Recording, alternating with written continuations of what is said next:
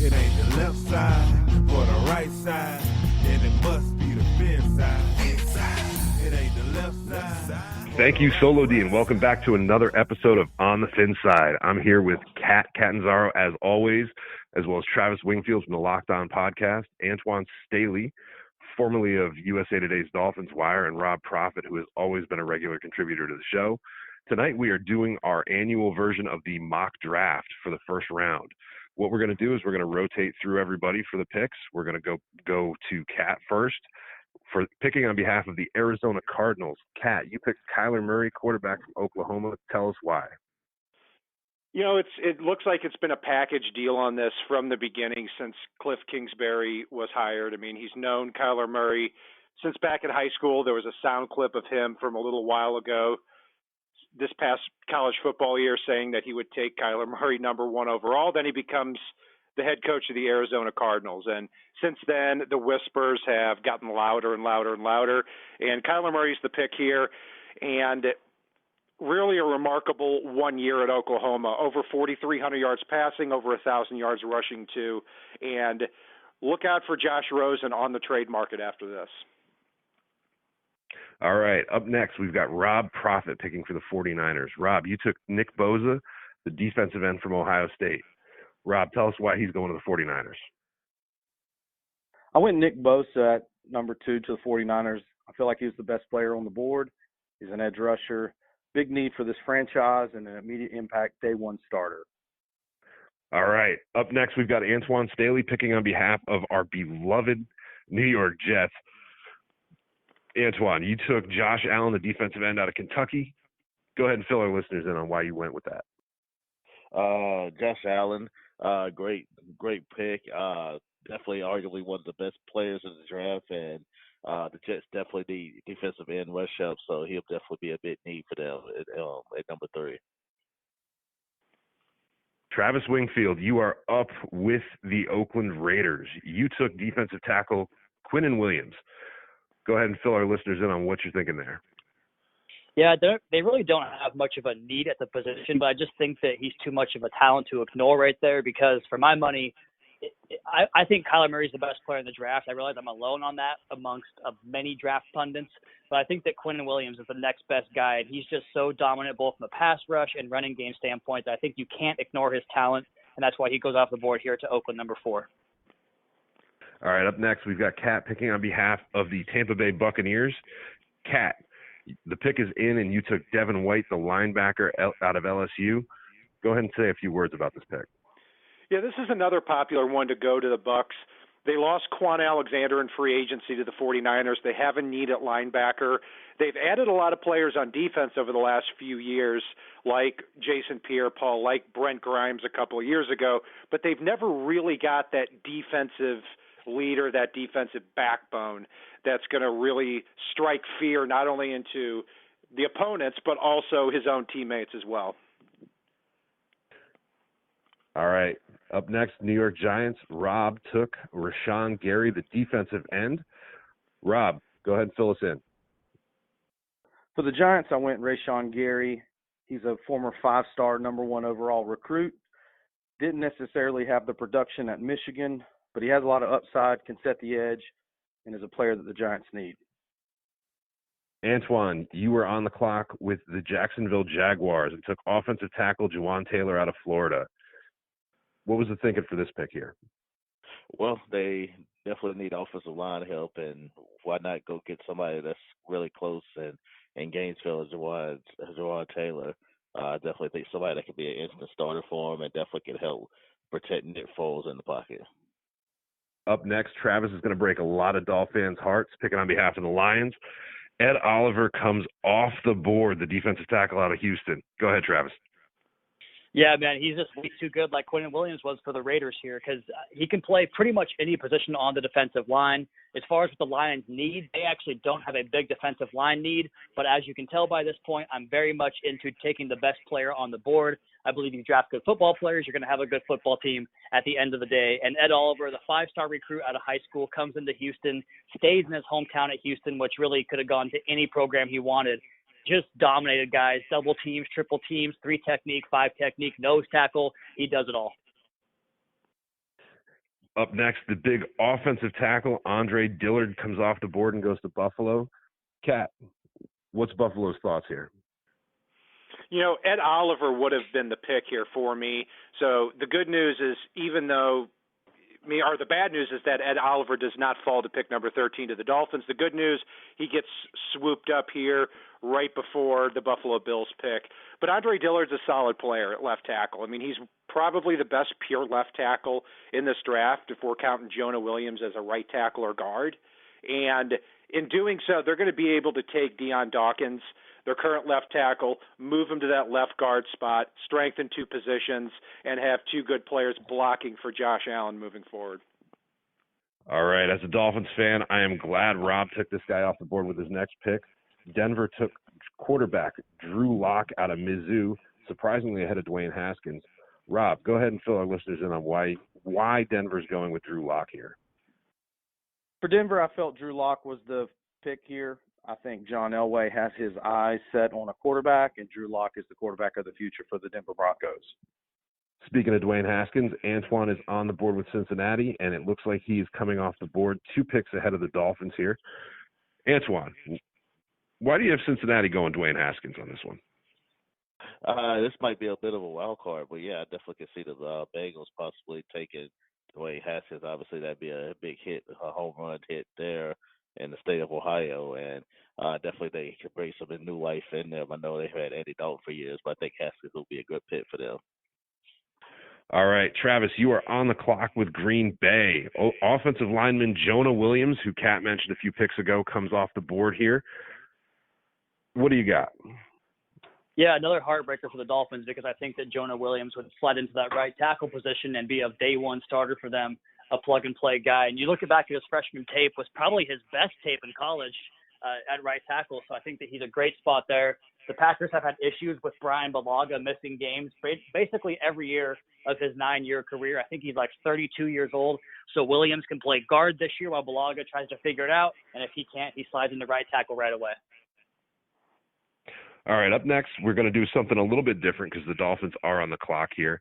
This is Kat's pick here, but we're going to get to Kat last amongst everybody. We're going to get who they would have taken based on how the board has fallen. So, Travis, I'm going to go back to you first since you just picked. Who would you have taken if this was your selection here for Miami? Number one option here for the Dolphins for me, pretty much no matter how the board goes, is to trade back. So that'd be my first choice. As far as what's on the board, I need some help with what's available because I don't have it in front of me. So we've got Cody Ford, Christian Wilkins, DK Metcalf, TJ Hawkinson, Garrett Bradbury at quarterback. There is Daniel Jones. Please tell me you're not taking him. Brian Burns is also available. Noah Fant, Juan Thornhill. Who you got? I'd probably go in the direction of Garrett Bradbury just because I think that he's the best offensive lineman in the class, and that goes for tackle, guard, or center. And I think Miami's center position has been a problem for a long time. And if you want to rebuild the foundation of your team, going up the middle is the best way to do it. So give me Garrett Bradbury. All right. I'm going to jump in right after Travis here with who I would have gone with. I would have gone with Christian Wilkins, the defensive tackle out of Clemson. Miami definitely needs to solidify their trenches. You can't really go wrong with an offensive line or defensive line pick here.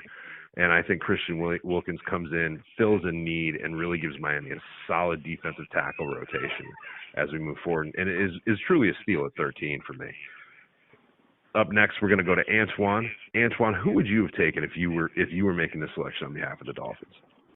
For the Dolphins, yeah, if Christian Wilkins is on the board, I definitely think you could take him. Somebody that can play multiple positions on the defensive line, and obviously the Dolphins need a lot of help. But I definitely think first and foremost they need a lot of help on the defensive line, and I think Wilkins would be an instant starter and somebody that can come in and play right away. All right, last hopeful pick that would have been, Rob, if you were selecting for the Dolphins, who would you have gone with at 13 based on how the board fell? Yeah, for the Dolphins, I would take Christian Wilkins or Jeffrey Simmons. Christian Wilkins is a tremendous player, had an incredible career at Clemson, was able to push the pocket from the inside. He's a dynamic cultural fit and a player that the Dolphins could bring in and be an immediate day one impact player. As far as Jeffrey Simmons, Texas A&M center Eric McCoy, who's probably one of the toughest players in the draft, called Simmons the best player he played all year. And McCoy played against Quinnen Williams, who'll probably go top 5. I think Jeffrey Simmons, pre-injury, is a top 6 lock in this draft. He's an incredible player. He's probably going to have to redshirt, but in 2020 would be an unbelievable talent for the Dolphins. All right, Kat, after all of that, let's go ahead and hear who you picked. I've got Cody Ford, offensive lineman. What's the thinking here for Miami? Well, first of all, this is a nightmare board for the Dolphins if it falls this way. I was ready to take Jonah Williams with the next pick because I think the Dolphins need to solidify that offensive line. You've got somebody who can play right tackle. He can play guard. And Cody Ford fits that same positional fit there. He was the right tackle for Oklahoma, but he also did start last year or the year before. He started 6 games at left guard too, so he does have that positional versatility. 6'4", 330 pounds, and he can move people off the board, and he looks pretty effortless in what he's doing too. So I see him being able to fill at least one of 2 needs along the offensive line. All right, Rob, Atlanta is on the board, and it looks like Christian Wilkins no longer is out there for anybody. You took him for Atlanta. Go ahead and explain the pick here.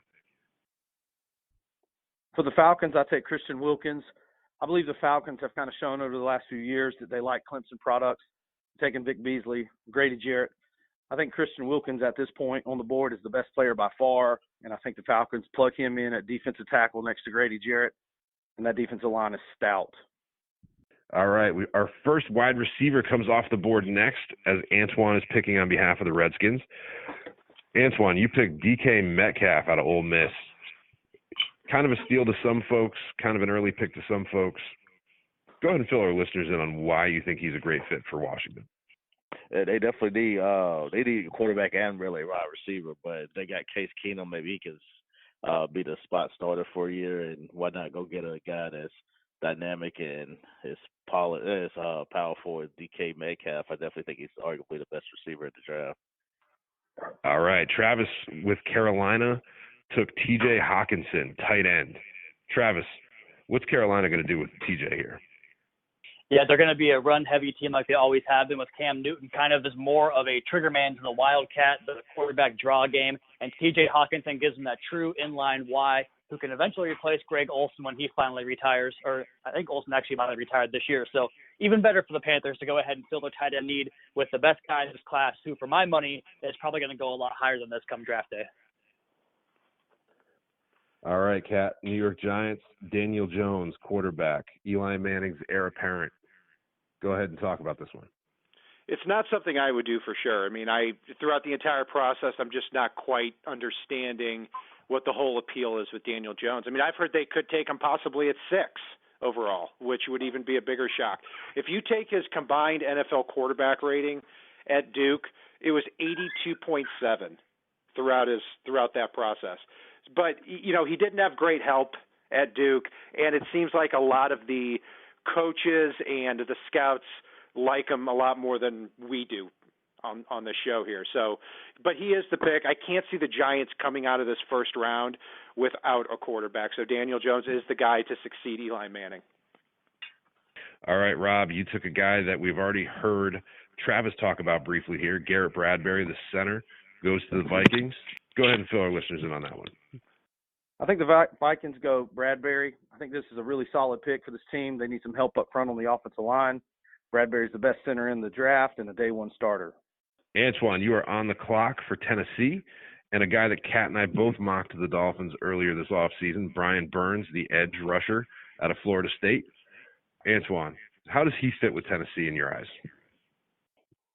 They definitely, I know they got Cameron Wake there, but they obviously Wake is 37 years old, so why not go out and set the war, get more pass rushing help, and I definitely think Burns can learn a lot from Wake, and I definitely think that'd be a good pick for the Titans there at number 19. All right, up next is Travis taking another tight end off the board as Noah Fant goes to Pittsburgh. Travis, how's Noah Fant going to fit with Big Ben? Yeah, he's going to be the replacement for Jesse James, working the seam up the middle of the field, obviously providing a big body in the red zone. He's super athletic, and a lot of people think he's probably even better than his teammate T.J. Hawkinson. definitely was thought of that way coming into the year. But I think he's kind of more of the new wave NFL tight end, the detached F position that can go out wide and play a souped-up receiver for you in the way we were hoping Mike Gesicki was going to play last season. Well, hopefully Gesicki gets around to it this year. But yeah. Up next, we've got Kat picking for Seattle, Juan Thornhill, the DB. Kat, how's he fitting that Legion of Boom? You know, this might seem like a huge reach, but it's not looking quite like it as much anymore because, I mean, Thornhill has been moving up throughout the whole process. He's been a big-time playmaker at Virginia. I believe he had 10 interceptions over the last 2 years. He can play cornerback. He can play safety. But one thing the Seahawks always do, they always seem to reach on a player like this that fits their defensive or offensive scheme. You look at Rashad Penny and James Carpenter and Malik McDowell and these types of players raise some eyebrows, and I think this is going to be that same type of guy. I see them starting Thornhill out as that press cornerback, converting him from safety, kind of like what they did with Trey Flowers last year after they drafted him. So he's the pick here at 21, and I think they're going to try to have him as a day one starting cornerback. If not that, then move him to safety eventually. Up next, we've got the Ravens and Rob Proffitt, who takes the second wide receiver of the draft here in N'Keal Harry, who seems to be a good fit for Baltimore. Rob, how do you see him fitting in? The Ravens desperately need wide receiver talent to help Lamar Jackson. N'Keal Harry is an unbelievable talent. Is able to stretch the field, very dynamic with the ball in his hands, and can make an incredible tandem with Lamar Jackson in Baltimore.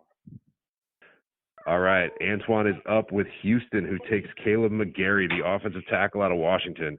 Antwan, how's Caleb going to fit in with that offensive line out in Houston? Yeah, it looks like it's need offensive line help, and I definitely think McGarry was one of the best players that's on the board at the time at number 23, and I definitely think he'd be a good fit for the Texans there. Travis is up with yet another Raiders pick. Cleveland Farrell, the defensive end, is off the board. Travis, what do you got for us with the Raiders? They're going to have to find someone to replace the production they lost from Khalil Mack after that bizarre trade, to say the least, last year. I think that Cleveland Farrell right here makes a lot of sense for them. He's kind of a double type of player, a home run, not going to be a guy that you fail on. Probably going to be able to get you 7 to 8 sacks a year in the prime of his career. And I think Oakland can do well just by getting good football players in their team like Cleveland Farrell. So Travis has meted up that defensive line out in Oakland for Chucky. And now Kat is on the board with Philly. Dexter Lawrence, the defensive tackle, comes off here. Kat, go ahead and tell us a little bit about Dexter Lawrence. Massive player at 342 pounds coming out of Clemson. I mean, this is somebody who legitimately runs between 5 flat and 5.10 in the 40. I mean, but he's going to take up a lot of room in the middle of the Eagles' defensive line. You know, I think they're looking for quality depth management now as opposed to a surefire superstar. So Lawrence is going to be able to get into that defensive tackle rotation quickly, may even succeed Fletcher Cox in a couple of years as Cox gets on the wrong side of 30. Rob Proffitt, you see Jonathan Abram, the safety, going to Indianapolis. How's he going to fit into that Colts defense that needs a lot of help as we move forward here? Jonathan Abram is an unbelievable safety. He's a guy that the Colts can pick. He's a day one starter. They can plug and play him. He can play inside that dome. He's a huge hitter, a guy that can play all over the field and has range. He's an incredible pick for the Indianapolis Colts. All right. Finally, an Oakland pick that's not being performed by Travis. Antwan, you are on the clock with Oakland, and you've taken Devin Bush, the linebacker out of Michigan State, to sit behind the defensive lineman that Travis already took. Tell us a little bit about this pick. Yeah, I definitely looking at Devin Bush, him sliding down, there's a little bit of surprise this far, but the Raiders definitely need all the defensive help they can get, and Bush would just come in and be an instant starter and somebody that can help the pass rush, especially since they no longer have Khalil Mack. All right, now back to Travis with the Chargers. DeAndre Baker, cornerback. How's he going to fit out there in L.A.? Yeah, the Chargers are in one of those really enviable positions where they can basically go with any position they want because they're so stacked across that entire roster. And I think DeAndre Baker is going to be a guy that goes up higher than his testing times would make you think that he would, because he's such a good man cover guy, and the NFL really needs that. And so the Chargers just take one of the best cornerbacks off the board right here and get even better in their secondary. All right. Cat's up with the Chiefs, and he took a player that we've seen all over every board based around a few things here. Cat, Jeffrey Simmons, the defensive tackle out of MSU. Talk to our listeners a little bit about that. He's an interesting guy. I mean, this talent-wise could have been one of the top 5 players in the NFL draft. 2 things regarding him on the negative side. Number one, he tore his ACL last month when he was getting ready for the NFL draft combine. But he'll probably sit out this first year and be ready in 2020, and then you've got a heck of a talent. And number 2, there are a lot of problems surrounding him. There's one specific incident when he was 16 years old that involved just a nasty video of his sister, I believe, getting into a fight, and he basically ended up hitting a woman on that. So just a terrible situation regarding that. Since then, as terrible as that was, 4.0 grade point average, model citizen, turned his life around, but he's still going to have to win over a lot of these general managers too throughout the process, not just with that incident, but with his torn ACL too. The Chiefs are a team that are known to take a chance on players like that. I don't know if they're going to do it with Tyreek Hill's recent problems, but Andy Reid and the Chiefs are the type of team that typically tries to get that done or takes that risk on that player. All right. Now, Rob gives Green Bay and Aaron Rodgers another weapon in Marquise Brown, the wide receiver. Rob, how is he going to fit with Aaron Rodgers out there in Green Bay? At 30 for Green Bay, I picked Marquise Brown. This is an incredible talent, a wide receiver that I think Aaron Rodgers desperately needs.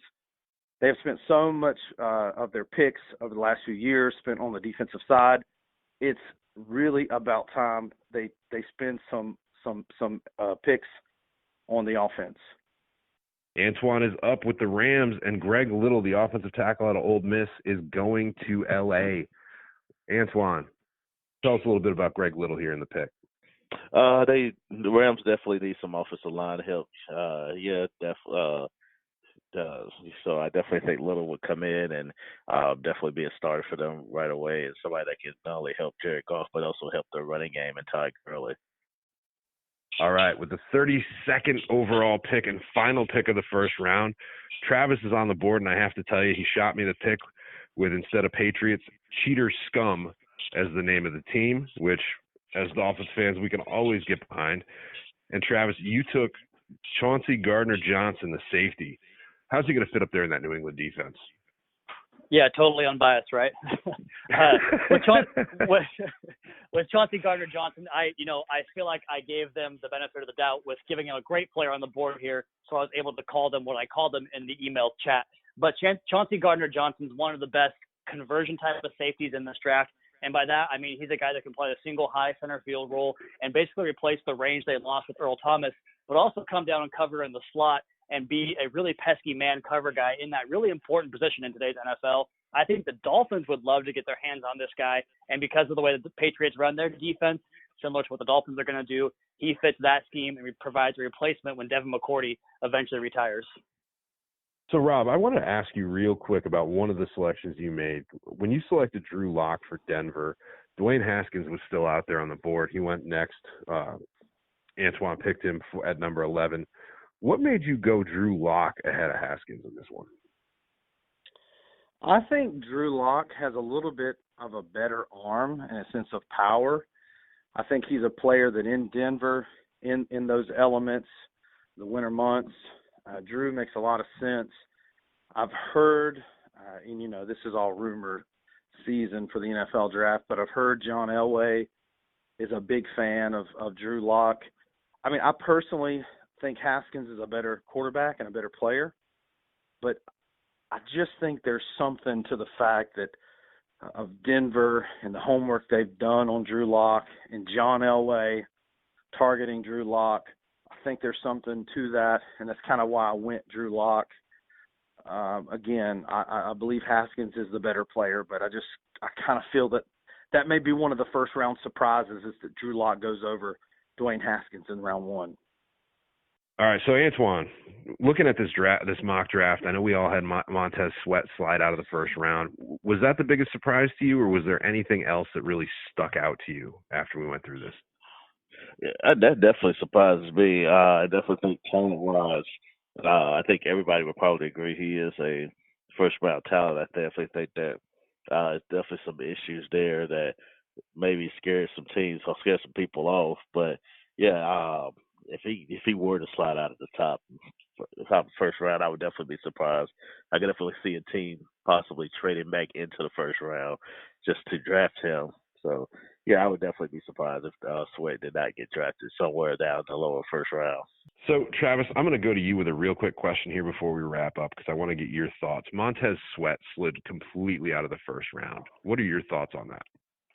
I think it's purely the medical situation because we saw Maurice Hurst do the exact same thing last year. He was thought to be a first-round talent. He comes back with a heart condition at the combine, and I think he went in the fourth round. I just think GMs are, this is a league of guys that are very paranoid about everything, and they're going to see that heart condition and say, well, I can't waste a first-round pick on a guy that won't play for me. But if I waste a third or fourth-round pick on a guy that doesn't play for me, then that's better. But to be honest with you, I had him in the exact same spot in my mock draft, my personal mock draft, and I took him off the board at pick 33 with the Arizona Cardinals. So he might not wait around that long, but that medical is enough to scare some teams away. That's for sure.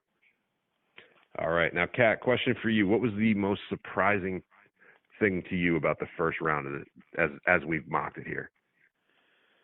Sweat was a big one. I would have to say that of all the picks, that it looks like I had the most reaches for sure because Juan Thornhill was – without question, of the player that drafted 21st overall, that would be the biggest reach of that first round. Other than that, I'd say Caleb McGarry fits a very good need for the Texans at right tackle, or he can possibly play guard too. I see him more in that second round type of area.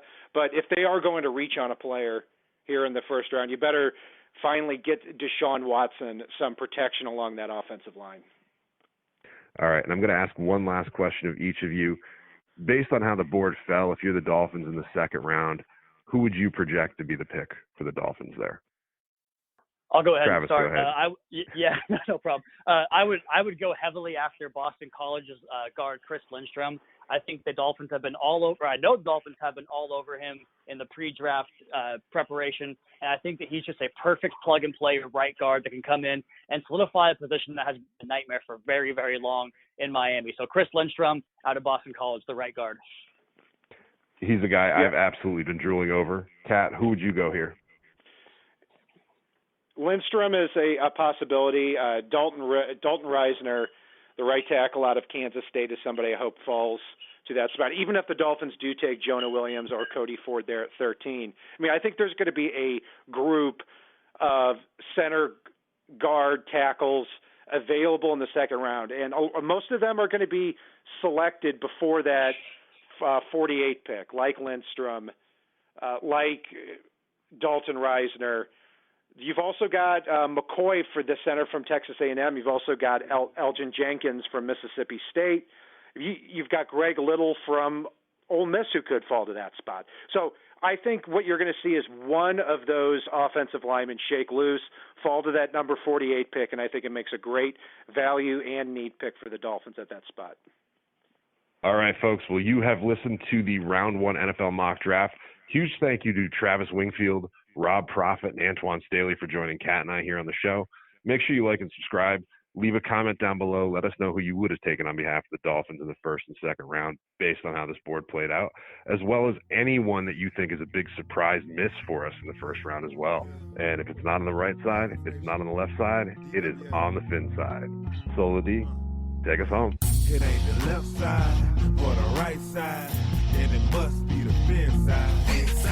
It ain't the left side or the right side, then it must be the FinSide. Listen, Dolphins fans across the land all tuning in to see what Brian Cat and